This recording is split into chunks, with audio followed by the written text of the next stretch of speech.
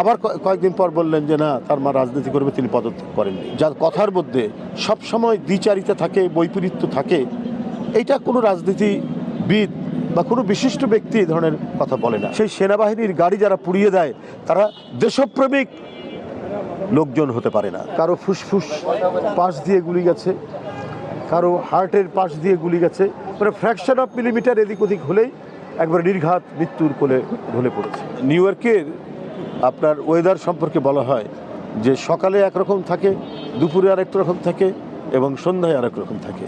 এখানে মানে কি বলে যে কোনো নিশ্চয়তা নাই। এখানে আরেকটা ফ্রেজ আছে, ওটা যাই হোক আমি বললাম না। তো যাই হোক, উনি পরশুদিন যে ফেসবুকে যে পোস্ট দেন তার পরের দিন আবার সেটা অন্যরকম হয়ে যায়। উনি বলেছিলেন না যে আমার মা আর রাজনীতি করবেন না, আবার কয়েকদিন পর বললেন যে না, তার মা রাজনীতি করবে, তিনি পদত্যাগ করেননি।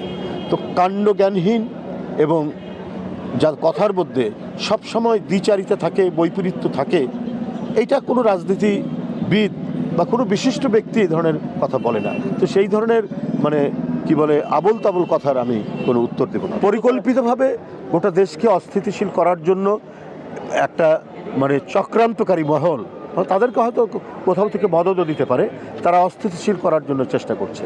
না হলে যারা শান্তি শৃঙ্খলা রক্ষা করছেন অত্যন্ত নিরপেক্ষতার সাথে এবং অনেকখানি এখন সুস্থির বাতাস বইছে সারা দেশে, কোনো অ্যানার্কি বিস্তৃত করতে দেয়নি।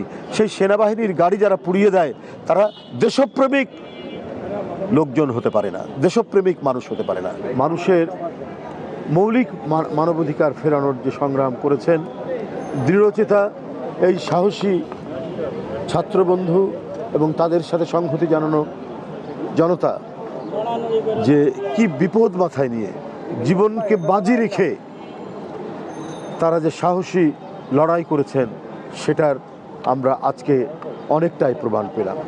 কারো পেটের ভিতর দিয়ে গুলি ঢুকে সেটা পিছন দিক দিয়ে বের হয়ে গেছে, কারো ফুসফুস পাশ দিয়ে গুলি গেছে, কারো হার্টের পাশ দিয়ে গুলি গেছে, মানে ফ্র্যাকশন অফ মিলিমিটার এদিক ওদিক হলেই একবার নির্ঘাত মৃত্যুর কোলে ঢলে পড়েছে।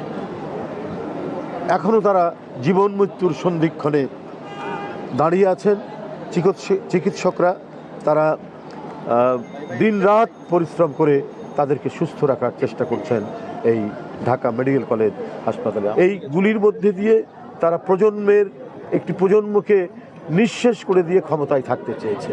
কোনো সভ্য দেশ, কোনো ভব্য দেশ যেখানে ন্যূনতম মানবাধিকারের সামান্যটুকু চর্চা আছে, সেই দেশে নিজের সন্তান তুল্য নয়, যিনি প্রধানমন্ত্রী ছিলেন তার নাতিদের বয়সী যে মানে ছেলে মেয়েগুলি লড়াই করেছে এবং লড়াই করতে গিয়ে জীবনের মূল্যবান অংশ তারা যেমন হারিয়েছেন, যারা বেঁচে আছেন আহত হয়েছেন, আর যারা পৃথিবী থেকে চলে গেছেন সেটা তো বলার অপেক্ষা রাখে না। এইখানে পরিকল্পিতভাবে করতে পারে, নানা ধরনের সংকট তৈরি করতে পারে। এই ব্যাপারে আমি তাদেরকে বলেছেন আপনারা সতর্ক থাকবেন, এবং আমাদের আশেপাশে যারা নেতাকর্মী তাদেরকে আমরা বলেছি তারা দিন রাত পাহারায় সেখানে থাকবে।